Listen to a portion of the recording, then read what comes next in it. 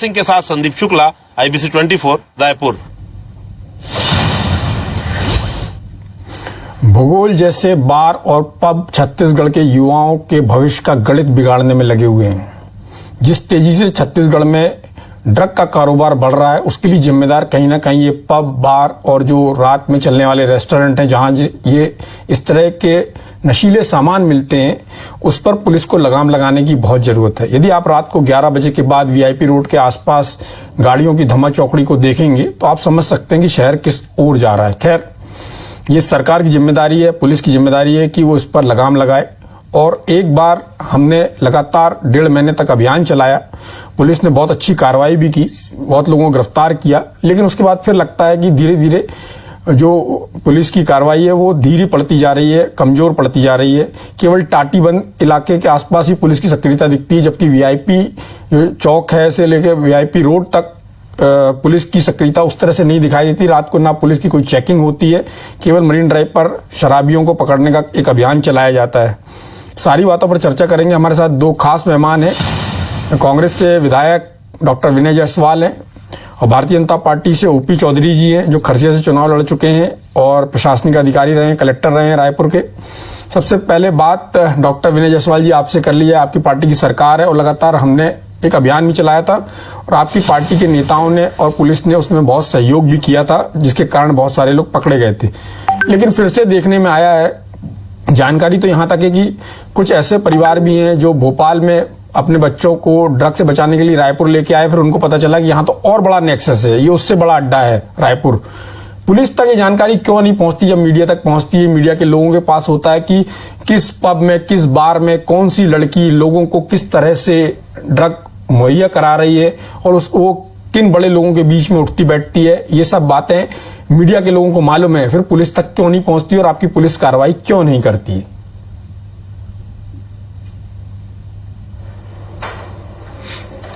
शिरीष जी, निश्चित रूप से पहले तो मैं आपको बहुत बधाई दूंगा कि बहुत ही समाज के लिए जो ज्वलंत मुद्दा है और एक विषाक्त मुद्दा है, उसके ऊपर आपने आज का ये डिबेट रखा है। शिरीष जी, एक बात मैं कहना चाहूंगा डिबेट की शुरुआत में कि जो आरोप अभी ये लग रहे हैं कि बहुत सारे जो गांजा है, भांग है, चरस है या अफीम है, इस तरह के जो नार्कोटिक्स हैं, इसके यहाँ खपत बढ़ रही है या इसके नशे के जो कारोबारी हैं, जो ड्रग पैडलर हैं, वो बढ़ रहे हैं, इसके मूल में जाना पड़ेगा शिरीष जी, क्योंकि मुद्दा एक ऐसा है कि इसमें बहुत ज्यादा राजनीतिक बात नहीं करनी चाहिए। OP चौधरी जी यहाँ बैठे हुए हैं, बहुत ही काबिल नेता हैं भारतीय जनता पार्टी के और पूर्व में प्रशासनिक अधिकारी भी रहे हैं और कलेक्टर की कुर्सी को भी संभाले हुए हैं।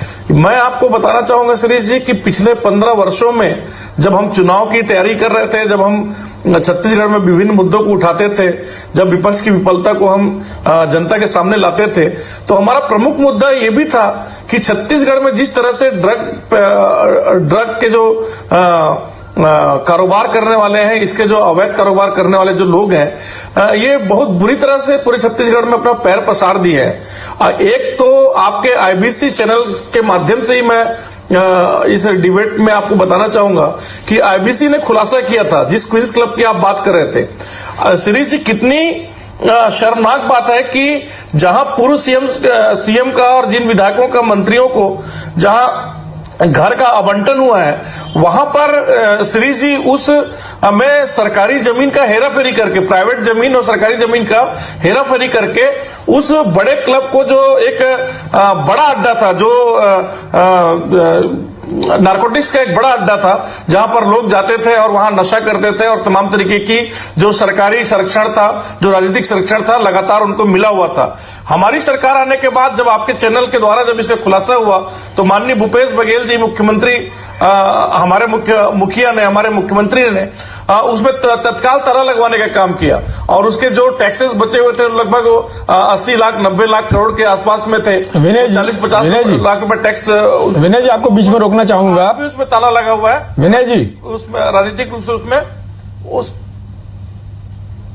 जी श्री जी, आपने कहा कि भारतीय जनता पार्टी के कार्यकाल में जो जमीन की हेराफेरी हुई थी, जमीन की हेराफेरी से नशे का सीधा संबंध नहीं है, और यदि आप बोल रहे हैं तब तत्कालीन लोगों का राजनीतिक संरक्षण था, तो आप इस बात को दावे के साथ कह दीजिए कि अभी जो शहर में चल रहा है उसमें राजनीतिक संरक्षण नहीं है। मैं आपको ऐसे 4-5 बार और पब के नाम बता सकता हूं जहां पर इस तरह की गतिविधियां चल रही हैं, और किसका संरक्षण है ये भी बताया जा सकता है, और ये शहर के बच्चा जानता है कि किसका संरक्षण है। क्या आप दावे के साथ कह सकते हैं बिना कोई संरक्षण के चल रहा है? शिरीष जी, अगर ये बात पता है, शिरीष जी देखिए, जिस तरह से कार्रवाइयां यहां हो रही छत्तीसगढ़ में कांग्रेस की सरकार आने के बाद, जितने भी आप देख लीजिए, हर जिलों का आप आंकड़े उठा के देख लीजिए, जितनी कार्रवाइयां हमारे समय में हुई है, केवल भारतीय जनता पार्टी के समय में खाना पूर्ति होने का काम होता था। ये बताइए कि भारतीय जनता पार्टी के समय अधिकारियों ने इस तरह की हुड़दंग मचाई थी कि जैसा बिलासपुर में हुआ? उस बात का संज्ञान लिया और उसकी विस्तृत जिस तरह से बिलासपुर में जिस तरह से पुलिस के अधिकारियों ने हुड़दंग मचाई, वैसा क्या भारतीय जनता पार्टी के कार्यकाल में हुआ था?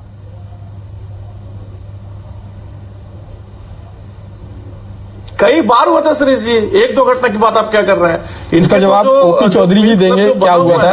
वो बना ही था, इनके जो मंत्री संतरी के जो नवाबजादे थे, वो जाके वहां पूरा जितना भी काम है, जो गैरकानूनी काम है, वहां क्वींस क्लब में होता था। क्वींस क्लब बना क्यों था? मैं ये तो बोलना चाह रहा हूं आपको, मैं जमीन की बात नहीं कर रहा हूं। क्वींस क्लब जो था वो अयासी का अड्डा था। भारतीय जनता पार्टी के संरक्षण में जितनी भी ऐसियां होती थी, और जिस तरह से रायपुर का जो माहौल बिगड़ा है और रायपुर में जिस तरह से गंदगी आई है, उसकी शुरुआत क्वींस क्लब से हुई थी। हमारी सरकार आने के बाद बहुत ज्यादा सेंसिटिव और बहुत ज्यादा संवेदनशील है हमारे जो प्रदेश के मुखिया हैं, और न केवल रायपुर बल्कि पूरे अगर प्रदेश की अगर आप बात करेंगे तो इसके ऊपर अंकुश लगाने के काम हमारी सरकार कर रही है, और लगातार इसमें जो भी संज्ञान में बात आ रही है, लगातार उसके ऊपर कार्रवाइयां हो रही है। अगर मैं अपने जिले की भी बात अगर करूं तो मैं आपको जिस तरह से हम लोगों ने गांजा के ऊपर में लगातार वहां पर अंकुश लगाने का काम किया, लगातार उनके ऊपर कार्रवाई करने का काम किया है। इसके साथ साथ हम जागरूकता का भी काम कर रहे हैं। कोरिया जिले में भी हमने हमारे जो वहां के पुलिस के अधीक्षक है, पुलिस के साथ मिलकर एक निजात कार्यक्रम हम चला रहे हैं, जिसमें संबंधित पुलिस जी, हमने जब प्रोग्राम शुरू किया तो हमने बताया छत्तीसगढ़ के जो बड़े शहर हैं वहां पर चल रहा है। आप कोरिया तक ले जा रहे हैं, अभी हम कोरिया की बात नहीं कर रहे, वहां भी जाएंगे, क्योंकि प्रदेश से जो गांजा जाता है, ये गांजे का एक बड़ा रूट है, और आमतौर पर ऐसा होता है कि गांजा निकल जाता है, ज्यादातर ऐसा होता है कि कोंडागांव, महासमुंद या कवर्धा में ही गांजा पकड़ा जाता, बाकी जिलों में गांजा नहीं पकड़ा जाता, जबकि निकलता सभी जगह से है। खैर, हमारे साथ ओपी चौधरी जी हैं। चौधरी जी, पूरे घटनाक्रम पर आपका क्या कहना है? आपकी पार्टी पर सीधा आरोप लगता है। आपने कांग्रेस विधायक डॉक्टर विनय जायसवाल का बयान सुना, आपने विकास उपाध्याय जी का बयान सुना। सारे लोग सीधे आपकी पार्टी की सरकार पर आरोप लगाते हैं कि 15 साल में आप लोग ने जो काम किया उसका परिणाम अभी देखने में सामने आ रहा है, और कांग्रेस की जो सरकार है वो उस पर नियंत्रण करने का प्रयास कर रही है, उसको खत्म करने का प्रयास कर रही है। जी, सबसे पहले तो आपके चैनल को मैं भी बधाई दूंगा कि आप लगातार इस विषय को लगातार उठाते रहते हैं और एक मिशन के रूप में, अभियान के रूप में चलाते हैं, जिससे छत्तीसगढ़ की युवाओं का भविष्य बेहतर हो सके। और डॉक्टर साहब को मैं व्यक्तिगत रूप से बहुत सम्मान करता हूं, लेकिन वो भी अपने पार्टीगत मजबूरियों के कारण यहाँ पर बात कर रहे हैं। 3 साल इस सरकार को हो चुके हैं, कब ये विपक्ष की मुद्रा से बाहर निकलेंगे? पूरा विपक्ष की भूमिका अभी भी निभाना चाहते हैं। सरकार आप बन गई है, आपको जिम्मेदारी लेनी पड़ेगी, चीजों को ठीक करना पड़ेगा। रहा बात भूगोल बार का, भूगोल बार में जिस तरह से पुलिस के अधिकारी रात को 12-1 बजे जाकर के जिस तरह का घटनाक्रम वहां पर हुआ है, कौन किसके साथ हाथापाई किया, कौन मारा पीटा, वो अलग विषय है, लेकिन पुलिस के अधिकारी वहां पर एक इस तरह के बार पब में 12-1 बजे रात को जा रहे हैं, ये इस बात का प्रमाण है कि एक नेक्सस है, एक गठबंधन हो चुका है पुलिस और बार के लोगों का। और यह गठबंधन आपको भी पता है, पूरे छत्तीसगढ़ के लोगों को पता है, बिना राजनीतिक संरक्षण के नहीं हो सकता। बात अभी वीआईपी रोड के कल्चर के बारे में बहुत कुछ बात हुई, क्वींस क्लब के मुद्दे को डॉक्टर साहब ने भी उठाया। क्वींस क्लब में जब कोरोना चल रहा था पूरे प्रदेश में, दूध और फल सब्जियां भी मुश्किल से लोगों को मिल पा रही थी, उस समय जो घटनाक्रम हुआ, वहां पे जो गोली चली, उसमें कांग्रेस के नामजद कांग्रेस के कार्यकर्ता की एक महिला कार्यकर्ता की किस तरह की भूमिका थी, उसको पूरे प्रदेश के लोगों ने देखा है। कोरोना के बाद, कोरोना फर्स्ट फेज के बाद तुरंत इस सरकार ने बार के लाइसेंस फीस को माफ किया। स्कूल के किसी फीस को माफ नहीं किया, लेकिन बार के लाइसेंस फीस को माफ किया। ये इस बात का प्रमाण है कि वो किस तरह से इसको पनपाना चाहते हैं, और पुलिस और इन लोगों का किस तरह का गठबंधन राजनीतिक संरक्षण में हो चुका है। और एक अगला बिंदु मैं बोलना चाहूंगा वह है तबादला उद्योग का। ट्रांसफर उद्योग इस पूरे प्रदेश में, हमारे प्रदेश में दुर्भाग्य की बात है कि आज पूरा फल फूल रहा है। हर व्यक्ति ट्रांसफर पैसे देकर के पोस्टिंग करा रहा है। वहां पर के वो हर महीने के महीने कई अधिकारी मुझसे खुलकर बताते हैं कि हमको रिचार्ज कराना पड़ता है पोस्टिंग का। इस तरह की स्थिति है। इसी कारण से इस तरह के पब के साथ, इस तरह के क्रिमिनल एक्टिविटीज के साथ इनका गठबंधन हो रहा है और पैसे का खेल इसके पीछे बड़े पैमाने पर चल रहा है। और नारकोटिक्स जिहाद आज पूरे छत्तीसगढ़ को अपनी गिरफ्त में ले चुका है। और इसके लिए अगर कोई जिम्मेदार है तो अभी कांग्रेस को विपक्ष की मुद्रा 3 साल हो चुके हैं, विपक्ष की मुद्रा से बाहर निकलना चाहिए और उनको जिम्मेदारी लेना चाहिए। जब तक जिम्मेदारी लेंगे नहीं, सुधार कैसे हो सकता है? श्री जी, मैं ये बात रखना चाहूंगा। चलिए, सुधार कैसे हो सकता है? विनय जायसवाल जी का कहना है कि उनकी सरकार तो बहुत काम कर रही है, इस दिशा में बहुत प्रयास कर रही है, लेकिन दिखाई नहीं देता है। जब कार्रवाई जब हो रही थी तो दिखाई दे रहा था, अभी कार्रवाई दिखाई नहीं देती है।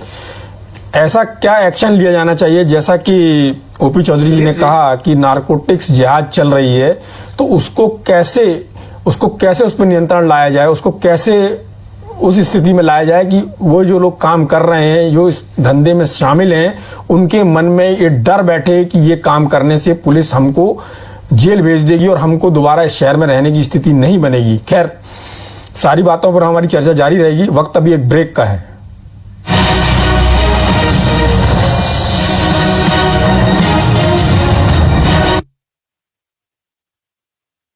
इस प्रोग्राम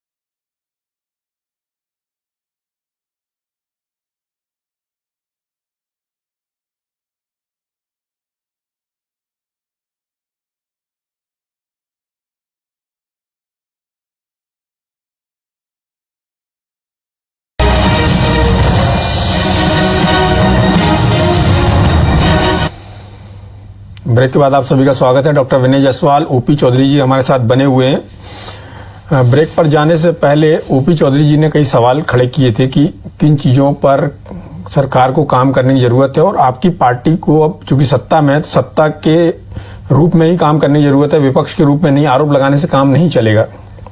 विनय जी, जैसे जैसे पूरी दुनिया में या भारत में भी देखें तो बड़े बड़े एक्टर्स के बच्चे भी इस सब चीजों की गिरफ्त में आते जा रहे हैं। आप लगातार समाचारों में देख रहे होंगे। क्या छत्तीसगढ़ के युवाओं को इससे बचाने के लिए या यहाँ के लोगों को इससे बचाने के लिए सरकार कोई मुहिम चलाने जा रही है, पुलिस कोई मुहिम चलाने जा रही है? जैसे पुलिस ट्रैफिक के लिए चलाती है कोई मुहिम, जैसे नक्सल इलाकों में मुहिम चलती है, वैसे ही नशे के खिलाफ पुलिस कोई मुहिम क्यों नहीं चलाती या क्यों नहीं चलाया जाना चाहिए?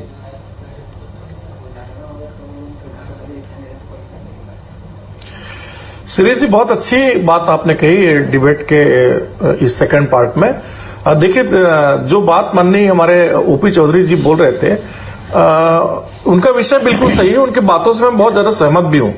इसके लिए थोड़ी सी मैं आपको कुछ आंकड़े मैं बताना चाहूंगा, फिर मैं अपनी बात को रखूंगा। सुरेश जी, बहुत ज्यादा समय आपका नहीं लूंगा। देखिए, पूरे एनसीबी के जो आंकड़े हैं, नारकोटिक्स कंट्रोल ब्यूरो के जो आंकड़े हैं, अगर पिछले 5 वर्षों में अगर आप देखेंगे तो भारत की अगर अपन बात करें, देश की हम बात करें, तो पहले 2 टन जो था चरस भारत में उसका खपत होता था, और लगभग 2 टन और लगभग 1.5 टन जो है आपका। ये आज के अखबार में सारे आंकड़े हैं, हमने भी पढ़ लिए हैं। हम तो मुद्दे की बात करें कि इसको कैसे, इस पर नियंत्रण हो सकता है, सरकार क्या कर सकती है? आपकी सरकार के तो आपको क्या करना चाहिए? सीधे आ रहा हूं, सीधे मुद्दे में आ रहा हूं। देखिए शिरीष जी, मेरे कहने का पूरा, देखिए आप चूंकि मुद्दा नारकोटिक्स का है और बहुत गंभीर मुद्दा है, इस बात को थोड़ी समझने की जरूरत है कि अभी जो अपना जो देश है वो गोल्डन क्रिसेंट और गोल्डन ट्रायंगल, ये ज्यादा अच्छे से अपने ओपी चौधरी साहब समझेंगे कि 2 बड़े उत्पादक के बीच में हमारा देश है।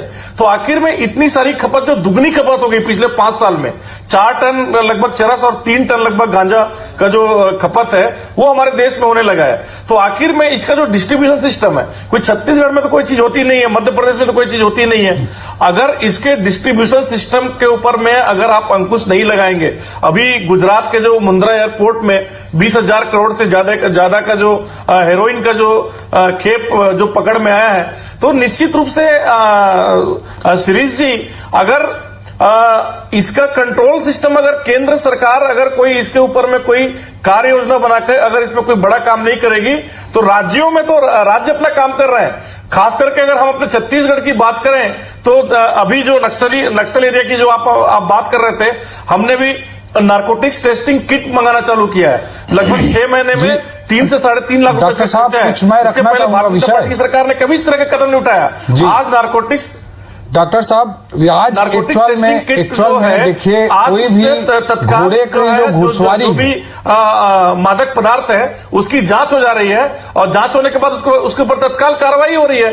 लगातार हमारी सरकार, डॉक्टर साहब, खासकर डॉक्टर साहब, मैं कुछ विषय रखना चाहूंगा। ये काम हमारा चालू हो गया है, तो ये सब काम जो है हमारी सरकार लगातार कर रही है। लगातार गांजा के ऊपर कार्रवाई, लगातार अवैध शराब के ऊपर कार्रवाई, लगातार। जी डॉक्टर साहब, अब मैं कुछ विषय रखना चाहूंगा, समय समाप्त हो जाएगा। देखिए क्या है, किसी भी घोड़े की घुड़सवारी घुड़सवार जैसा रहेगा, घोड़ा उसी हिसाब से चलेगा। छत्तीसगढ़ का दुर्भाग्य है कि जय वीरू की लड़ाई में घुड़सवार ही तय नहीं हो पा रहा है। आज कवर्धा में पूरा जिला को सील करना पड़ा है। आज जी निश्चित रूप से मैं विषय पर ही आऊंगा, लेकिन आज मैं ये बोलना चाहूंगा कि जो स्थिति परिस्थिति निर्मित हो रही है, जो क्राइम बढ़ रहा है, एनसीआरबी ब्यूरो उसका जो रिपोर्ट है उसमें किसानों द्वारा किया जाने वाला अपराध छत्तीसगढ़ उसमें नंबर 1 पर आ चुका है। तो मैं विशेष रूप से बोलना चाहूंगा कि आज पूरे 2 महीने से प्रदेश में सरकार नाम की चीज नहीं रह गई है। अपनी कुर्सी बचाने में ही दोनों लोग लगे हुए हैं। उसके कारण से पुलिस पूरी तरह से बात करेंगे। इंपॉर्टेंट है। देखिए, जब तक राजनीतिक तंत्र सही ढंग से पुलिस तंत्र पर, प्रशासनिक तंत्र पर नियंत्रण नहीं रखेगा, कोई भी प्रदेश नहीं चल सकता। उसी की परिणति इन सब रूप में, अलग अलग रूपों में हमारे सामने आ रही है। राजनीतिक तंत्र को ही, प्रशासनिक तंत्र को, पुलिस तंत्र को चलाना होता है। चलिए, उम्मीद की जानी चाहिए कि छत्तीसगढ़ की पुलिस हमारे कार्यक्रम को देखने के बाद और जिस तरह से घटनाएं हो रही हैं उनको देखने के बाद छत्तीसगढ़ पुलिस शायद सचेत होगी, एक अभियान चलाएगी। और जैसा कि विनय जायसवाल जी ने कहा कि नारकोटिक्स के जांच के लिए कोई किट मंगाई गई है, इस तरह का काम यदि लगातार होगा और एक निश्चित अंतराल में होगा, तो जो नशे का कारोबार है जिस तरह से फैल रहा है उस पर नियंत्रण तो होगा ही, साथ में उस पर लगाम लगेगी हमेशा के लिए। ऐसा प्रयास सरकार को करना चाहिए, पुलिस को भी करना चाहिए। चर्चा में भाग लेने के लिए आप दोनों का बहुत बहुत धन्यवाद। नमस्कार।